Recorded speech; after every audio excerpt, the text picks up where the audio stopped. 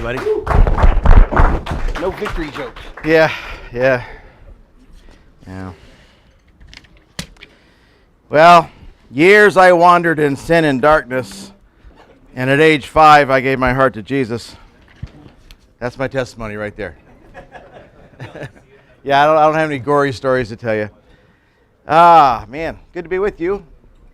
So, I've been preaching for about 40 years, and I've got like a nice backlog of messages that I could have dug out of the archives and shared with you. But what I've got for us this morning came from my devotions on, what's today, Thursday, Wednesday, Tuesday. I just got up on Tuesday morning and I was reading the Bible, and this is what came to me. I gave you a sheet. Do we have enough? Share with somebody? I had 40 of them. I figured you guys were as tired as I was, and there wouldn't be that many here, but glad to see you here. Proverbs is what I'm going through, and in Proverbs 24, this is what caught my eye, and it haunted me throughout the day. If you falter in a time of trouble, how small is your strength? Rescue those being led away to death. Hold back those staggering towards slaughter. If you say, but we knew nothing about this, does not he who weighs the heart perceive it? Does not he who guards the life know it? Will he not repay everyone according to what they have done? As Al was singing that song, How Great Thou Art, I was watching through here CNN News. And it was a very cool dichotomy to be singing How Great Thou Art and to watch this Yahoo up on the screen, whack, whack, whack, whack, whack, whack, whack. Because I've been watching the news a long time and nothing's changed. Nothing's changed. This guy got elected instead of that guy and nothing's changed. This Congress changed over for that Congress and nothing's changed. And there's a picture of that. There's a picture of that in Ezekiel where it's called Ezekiel's wheels. And Ezekiel, I want you to pretend that we're looking like through a TV camera, and he saw a wheel that was turning. But then as you pan back from that wheel, you see two wheels turning. And as you continue to pan back, you see different wheels turning. And as you pan all the way back, what he saw was all of these wheels turning in different directions with one great big wheel around all of them that was going that way. The same picture is if you've ever seen a 2-year-old cut a fit in the mall, and the mother just kind of picks him up by the back of the pants and walks him out to the parking lot. And the kid is kicking and flailing and screaming and hollering, and he can do anything he wants, but we're going that way. Right? You seen that before? That's what the big wheel is. The big wheel is God. How great thou art. And over here on the TV on CNN, this guy's kicking and flailing and pointing fingers, and all this news is happening, and this is what Donald Trump said today, and this is what Congress isn't going to do today. But guess what? God doesn't even hear it. The wheel's going that way. Amen. He's in control. How great thou art, and that's the world we live in. The problem is when we focus on that instead of focusing on this. Okay? This is the big wheel. Big wheels keep on turning right here. And this is where it all happens. So I know I'm the funny guy. I always get up and I got jokes to tell and stuff, but I don't have any jokes this morning. This is very personal. This is not a message that I wrote for this morning, or I've planned, or I've done a dozen times before. This is right out of my life 2 days ago, and I read this. If you falter in times of trouble, how small is your strength, Christian? If you keep falling and whining and crying and I can't get up and woe is me, and then he says, how small is your strength?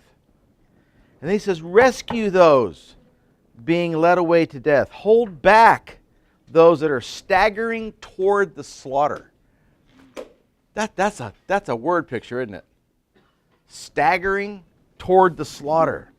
If you say, but we didn't know anything about this, does not he who weighs the heart perceive it? When we say, I didn't know anything about that. I didn't know my neighbor was sick. I didn't know my neighbor wasn't saved. I didn't know they needed my help. Deep down inside, maybe we did, and doesn't God already know our hearts? Does not he who guards your life know it? Will he not repay everyone according to what they have done? So there's 4 things that you can see there in your notes that I want to talk about this morning. There's a guy who had Limburger cheese all over his mustache and was known for saying that the whole world stinks. And really it was his own mustache. And I've been kind of looking at myself and my organization and my church, and it would apply to your church as well, I'm sure, because we're all the same people. I hope I don't offend anybody with this. I've been really studying what's causing the church not to grow, to not go forward, to not be effective, and it's us. We're the problem. It's not the other church. It's not the guys down the street. It's not those people whose theology is different than our theology. It's not the Muslims. It's not the government. It's us.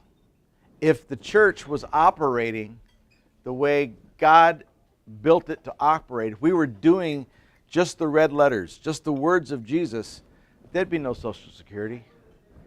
There'd be no welfare. There'd be no widows left alone. We would be the presence of Christ on earth. But you've heard me say before, and I say this a lot, and I don't say it with any joy. It's just a fact. The Church of Jesus Christ in America is failing. Now, your church might not be failing. So if your church is happening and rocking, and you know people are coming to the Lord, and you're taking care of the widows and the poor, and you know you're doing all these great things, that's great. But I want you to see the big picture. We're in decline. We're in decline, and we are the problem. In Black Sheep, the only problem we have is us. We're the only problem we've got, right, bro? You've seen our guys. You've seen what goes on. You guys are Black Sheep. You've seen that the biggest problem we have is us. You guys say things like, those of you that aren't in Black Sheep, you think, man, you guys deal with bikers. You deal with, you know, you go to a hospital and then there's a Hell's Angel there and there's a bunch of Hell's Angels standing around and you stand right up and go in there and pray for their sick. Wow, you guys are awesome. No, that's nothing. That's nothing. It's dealing with carnal Christians that is hard in our ministry. Okay? Pagans, I know who pagans are. They tell you who they are right up front. Christians, there's a facade, there's a fake, there's a shield, there's a mask, and you don't know where they're coming from. I had a person just a couple weeks ago come to us and say, you know, I know I've been in Black Sheep for a couple of years, and just apply this to your church, okay? Apply this to your church, because we're not a church, but we are the church, and a lot of stuff crosses over.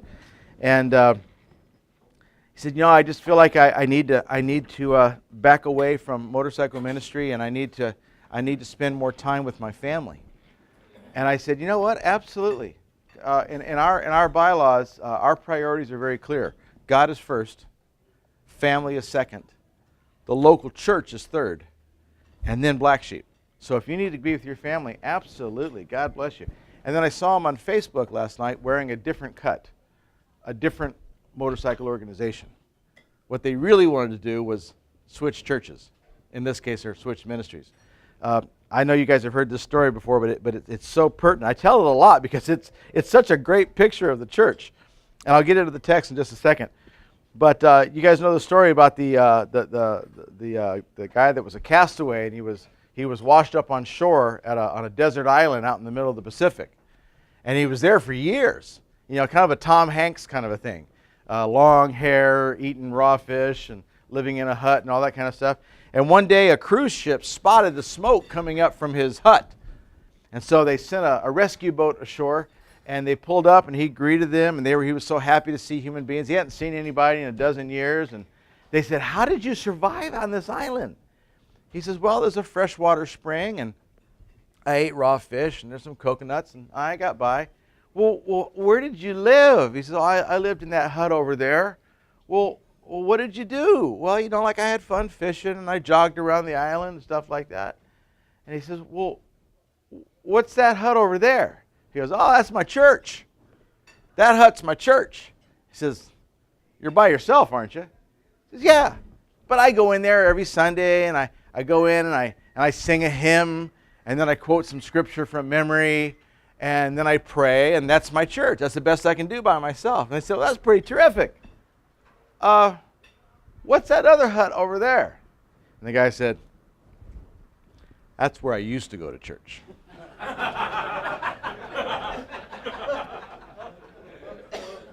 And that's the problem. That's the problem. The number one point that you see on your outline is no quitting. If you had to ask me, what are my disappointments in 40-some years of pastoring, it's people quitting. People quitting, people whining.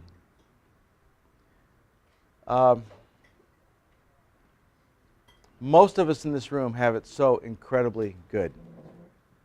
And the verse that haunts me regularly is when Jesus said, to him who has been given much, much will be required. Al does a great job. I'm trying to imagine what it's like to not have sight every day, and then to make your way down to a place like this, and then walk in and not be able to see who he's singing to. Actually, Al, let me tell you, you're better off. I've seen him. You're better off. I'm thinking about a guy that was on my seminary campus, and I'm going to mimic him. Please understand, I'm not making fun of him. I want you to capture this story. He was a man about 35 years old. He had cerebral palsy. And I didn't know this at the time, but he was well known for doing this to people. And I walked past him on my seminary campus, and he goes, "Hey, mister." I stopped, and I looked at him, and I said, "Yeah?" He goes, "Come here." I walked over to him, and he goes, "Come here." And he takes his crooked little hand, and he puts it up on my shirt, and he goes, "Unbutton that button." I said, "What?" He said, "Unbutton that button." Okay, that's kind of weird, and I unbuttoned my shirt. He goes, "Now button it up again." I said, "Okay, this is a very intelligent person. Cerebral palsy has nothing to do with intelligence. It has to do with motor functions." And he said, "Now button it up again." And I buttoned it up again, and he said, "Did you thank God today for what you just did?" And I said, "Well, no, I guess I didn't." He said, "Do you know how long it takes me to button a button?"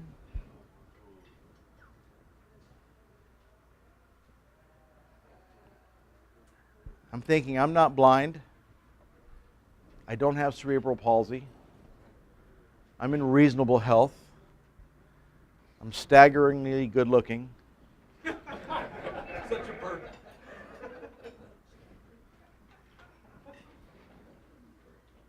If you falter in a time of trouble, how small is your strength? We're faced by so many challenges, but we've got so many excuses. And we're liars. This guy said to me, I need to give more time to my family. Tell you something, Facebook is the great equalizer. If you're going to lie to somebody, don't put it on Facebook the next day. You know what I mean? "I'm sorry, Pastor, I couldn't be in church on Sunday." Then you go home and you put a picture of you laying on Catalina Beach, on Sunday or something. There's no quitting. There's no quitting. In John 16:23, no matter what your problems are, Jesus said, "I've overcome the world. I've overcome all that nonsense you see out there in CNN. I've overcome the troubles you're having at work. I've overcome your disabilities. I've overcome all the things that you could be excused for. You've been called, every one of us has been called by God to serve our purpose in His kingdom." I was talking to a man this week, and I honestly truly don't remember who it was. I'm just going to think for a second. Oh, it was John last night on Facebook Live. He had lost his wife to cancer. He had turned away from God. He was angry at God because he said, God didn't answer my prayers. And it was a year or so later that he was sitting in his house drinking with his dog. I thought that was a funny comment, John. He was drinking with his dog. It's like, really? You gotta get your dog drunk along with yourself? That's pretty cruel, you know. And he says, for some reason I just thought I'd just pick up the Bible, and you know, I was mad at God, but I turned to the Lord's Prayer, or to the 23rd Psalm, the Lord's Prayer, and he says, that's weird, and he started to pray it, and he got to the phrase where it said, your will be done, regarding his wife's death. He said, your will be done, and that's what broke his heart, and that's what broke his knees. We exist that his will be done. You understand that? We don't exist to succeed at business. We don't exist to have a great time. We don't exist for our 401k. Brothers, we exist that his will might be done. It doesn't matter who you are or what you do for a living, you exist to do God's will. We exist for his glory. And yet, if you falter in times of trouble, in times of hardship, when things are difficult, how small is our strength? How small is our strength? Well, I know I should tithe to my church, but you know, I got all these bills. How small is your strength? Well, I know I should share my faith with my neighbor, but gosh, that's kind of embarrassing, and he's a scary guy. How small is your strength? Well, you know, I really shouldn't watch so much TV, and I spend a lot of time on the internet, and then there's that porn issue, and how small is your strength? You know, buts are like excuses. Everybody's got one.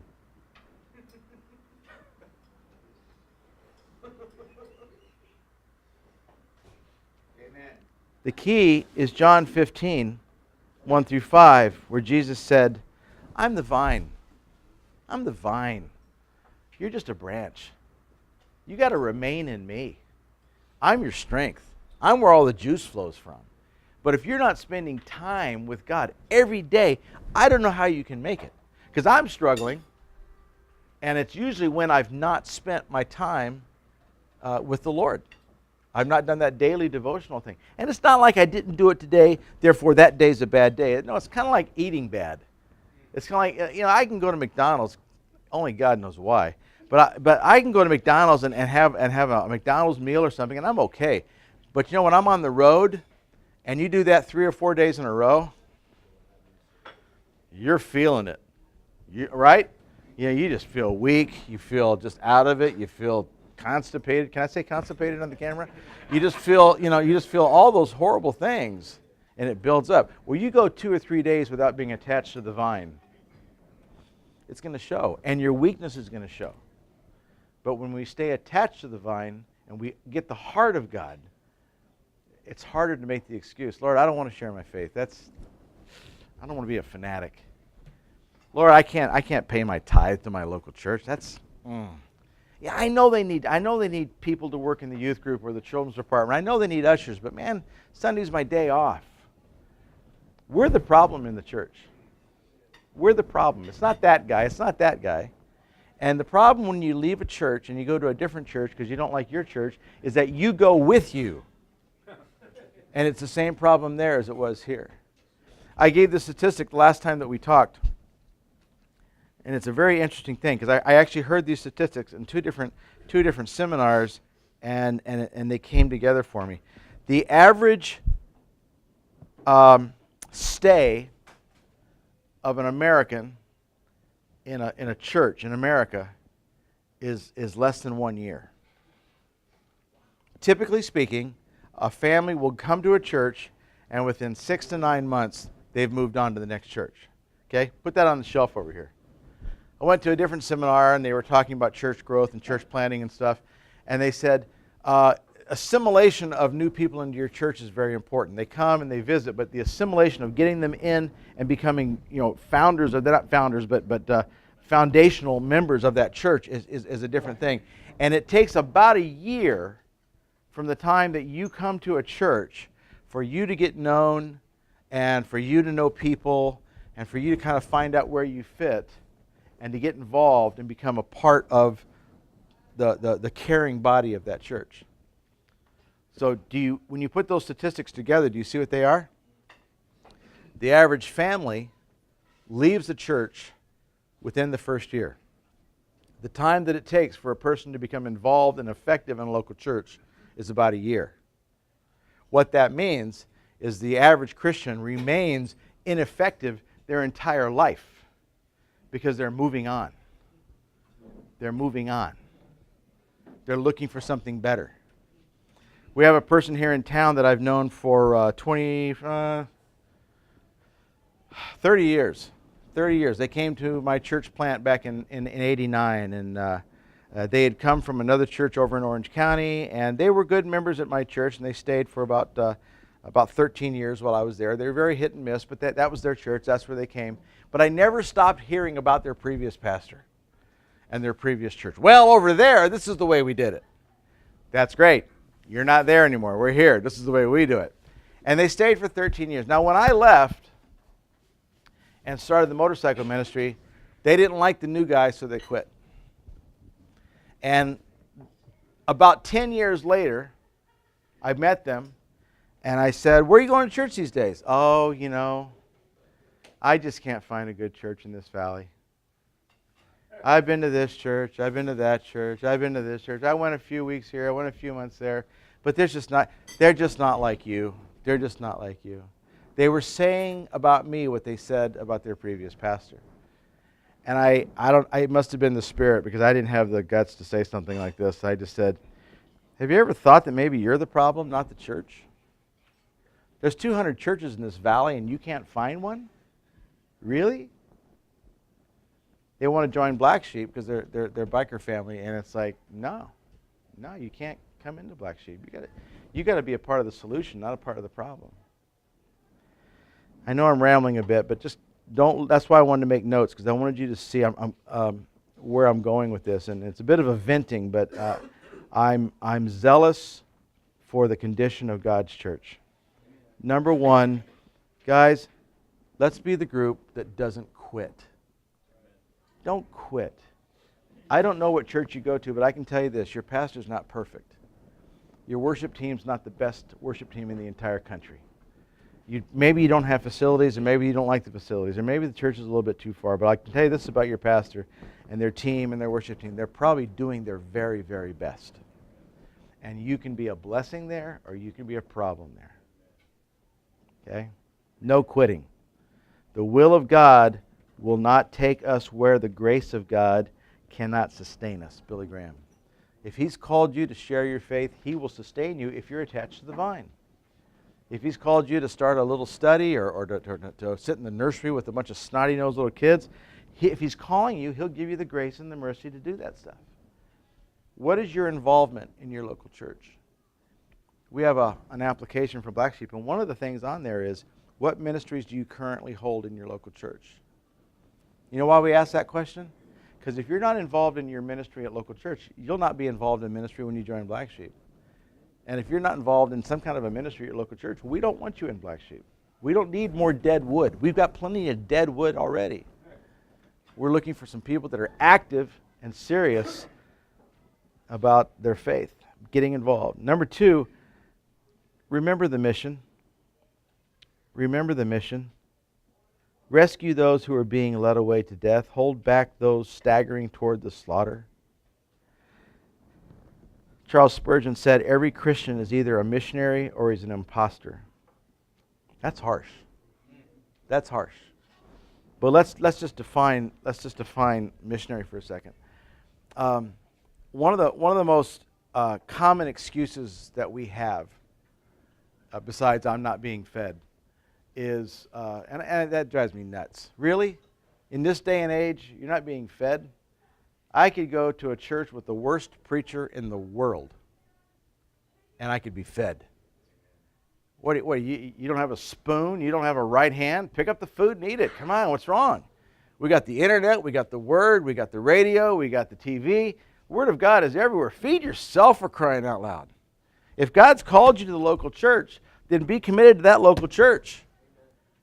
If your pastor's not a very good preacher, then encourage him. Bless them. You know? Don't be the problem, be the solution. But one of the other excuses that we use a lot is, well, that's not my gift. That's not my gift. Rescue those that are being led away to death. Hold back those staggering toward the slaughter. Yeah, well, I'm not an evangelist. That's not my gift. You know, not everybody's an evangelist, but everybody's been called to share their faith. Not everybody has the gift of teaching, but we've all been called to train up our children. Not everybody has the gift of giving, but we've all been called to tithe. Not all of us have the gift of mercy, but we've all been called to show mercy. And the business of that's not my gift is really another one of those cop-outs. It's another one of those things that cause us to falter in times of trouble. Well, that's not my gift. That's not what I'm into. That's about as silly as being in the middle of a flood and everybody's frantically filling sandbags and you go, well, that's not my gift. Yeah, well then drown, you know. When you're planning a church, when you're doing a ministry like what we're doing, if you're in a church like you're in a church, you do what needs to be done. You know what needs to be done. I did a sermon, I think it was last year at my church, and it was called, Is This Your Church? And you say, well, of course it's my church. This is where I go. That's not what I asked. Is this your church or is this where you go? Is this your church or is this where you go? You know how you can tell?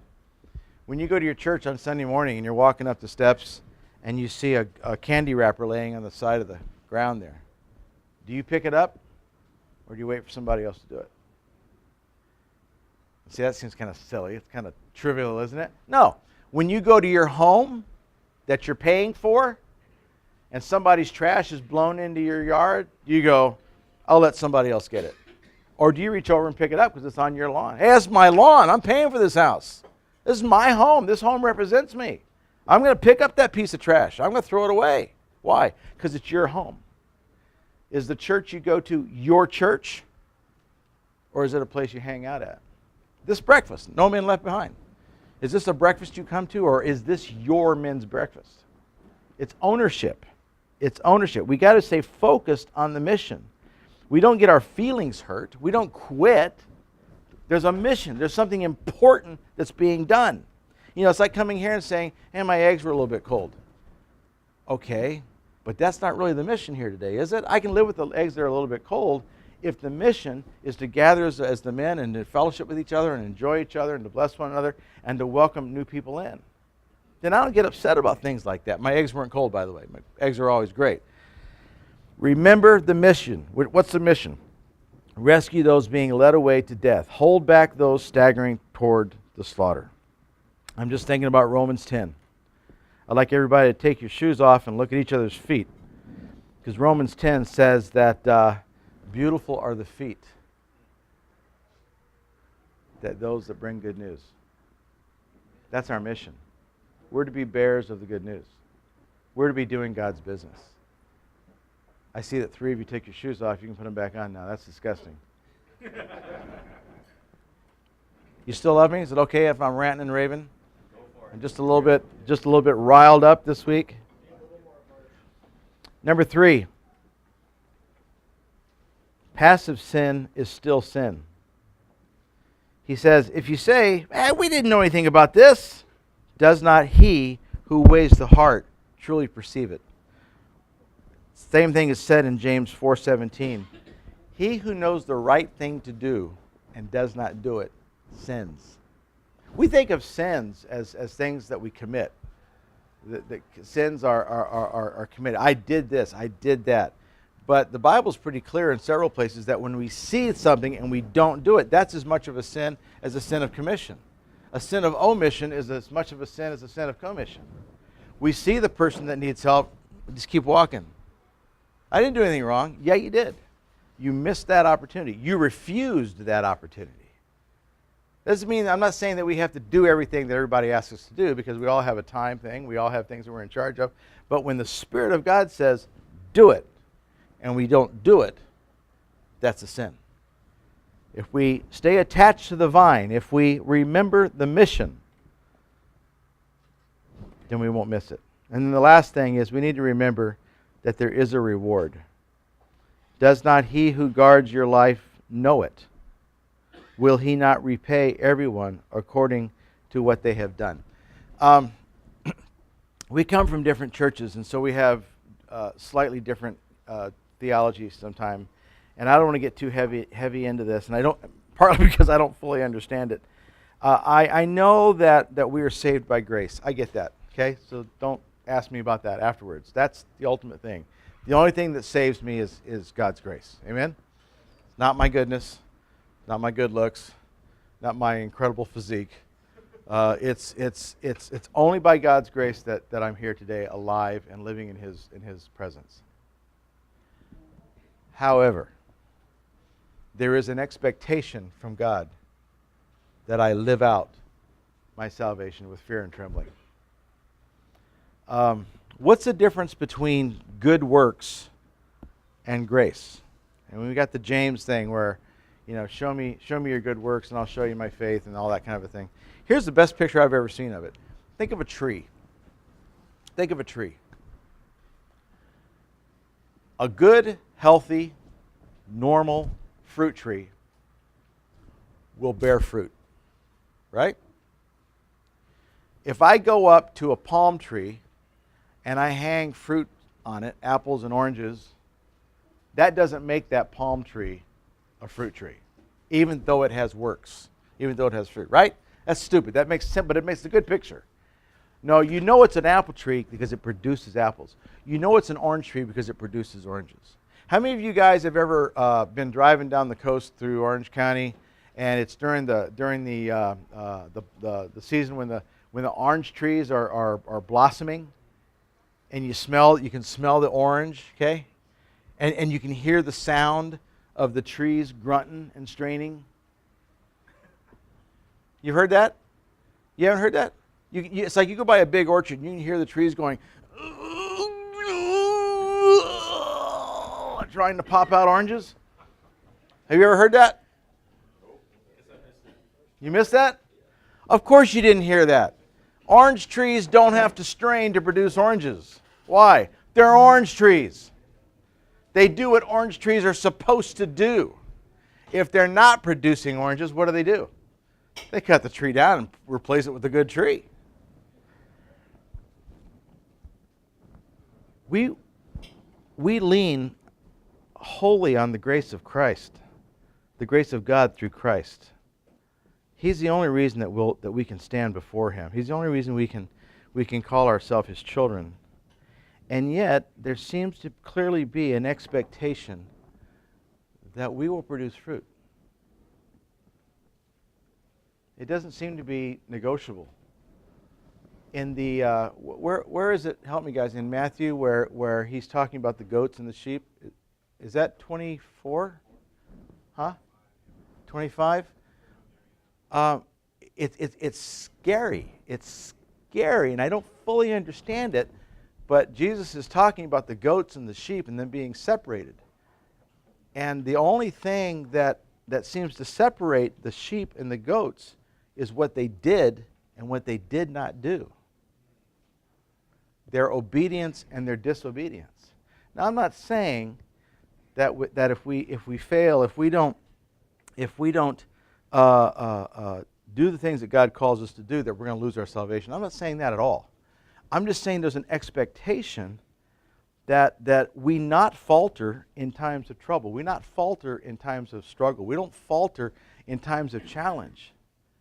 Men, we have to stand up. We have to do our part. We have to take a role. We have to have a position. We need to find out what our gifts are and use those gifts.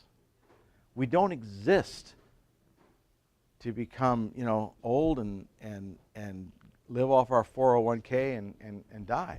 We don't exist to pay the mortgage. We don't exist even to raise kids. That's a part of what we do. We exist to fulfill the will of God in our lives. And if we're not a part of the solution in our local church, in our ministry, in our neighborhood, then we're part of the problem. We're part of the problem. Does not he who guards your life know it? Will he not repay everyone according to what they have done? So, these are my rant and ravings. This is what God said to me on Tuesday. And then it came to my mind that I should share it with you. I'll let you in on a pastoral secret. The more passionate your pastor talks about a passage, the more passionate that your pastor is, that's hard to say, the more passionate your pastor is about a passage when he's preaching on it, the more it's about him and not you. And this is the message to me. This is the message to me. We've been called. We've been equipped. We've been given much. We are a rich people in this room. The poorest person here, maybe you're homeless. Maybe you're making minimum wage. Maybe you had to walk here. You're wealthier than 90% of the world.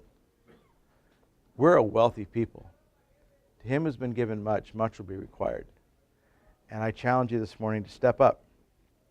To step up and to see your life as a calling, see your life as a mission, and to ask God what you're supposed to do next, how you're supposed to spend your life.